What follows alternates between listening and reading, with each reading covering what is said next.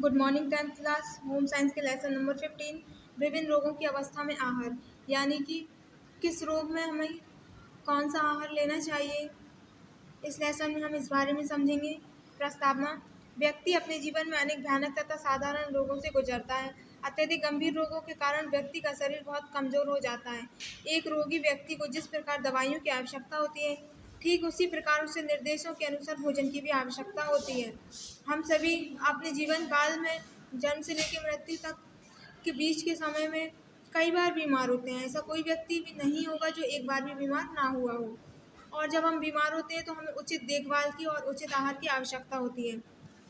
यदि हमारी देखभाल उचित तरीके से होती है, हमें उचित आहार मिल जाता है, तो हमारा रोग जल्दी ठीक हो जाता है। अन्यथा वह रोग और बढ़ सकता है और भयानक रूप ले सकता है। एक रोगी व्यक्ति को जिस प्रकार दवाइयों की आवश्यकता होती है, ठीक उसी प्रकार उसे निर्देशों के अनुसार भोजन की भी आवश्यकता होती है। यदि रोगी व्यक्ति को निर्देशों के अनुसार भोजन नहीं दिया जाता है, तो दवाइयों का भी उसे कोई लाभ नहीं होता है। रोगी व्यक्ति की शक्ति बीमारी के कारण कमजोर हो जाती है। ये तो नॉर्मली सी बात है। यदि कोई व्यक्ति बीमार हो जाएगा तो उसकी जो शारीरिक श्रम करने की शक्ति है, क्षमता है, वह कम हो जाएगी तथा उसकी पोषक संबंधी आवश्यकता भी कम हो जाती है।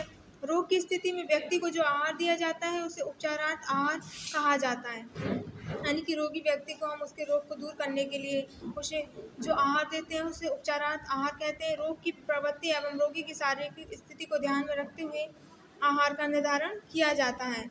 रोगी व्यक्ति को जिस तरह का रोग है और उसकी शारीरिक शक्ति किस तरह की है, हम उसको ध्यान में रखते हुए ही उसे आहार यानी कि भोजन देते हैं। यदि शरीर का ताप बढ़ने पर 1 डिग्री फ़ारेनहाइट की वृद्धि होती है, तो शरीर में उपापचय की दर बढ़ने से ग्लाइकोजन की मात्रा कम हो जाती है। अतः दवाइयों के साथ साथ आहार भी रोग के निवारण में सहायता प्रदान करता है। आज से 2 दशक पहले रोग की स्थिति में रोगी व्यक्ति का भोजन बंद कर दिया जाता था, लेकिन आज के समय में रोगी व्यक्ति का भोजन बंद नहीं करना चाहिए।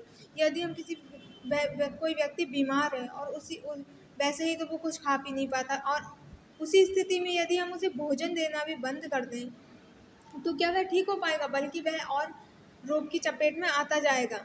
इससे रोगी व्यक्ति को कमजोरी आ जाती है। रोगी व्यक्ति के भोजन तथा सामान्य भोजन के अनुपात में अंतर हो जाता है। रोगी व्यक्ति के भोजन में वे सभी तत्व सम्मिलित होते हैं जो उसे पोषण एवं निरोधक क्षमता दे सकें।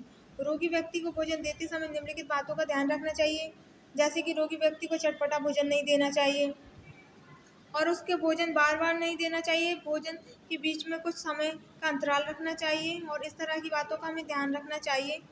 Thank you.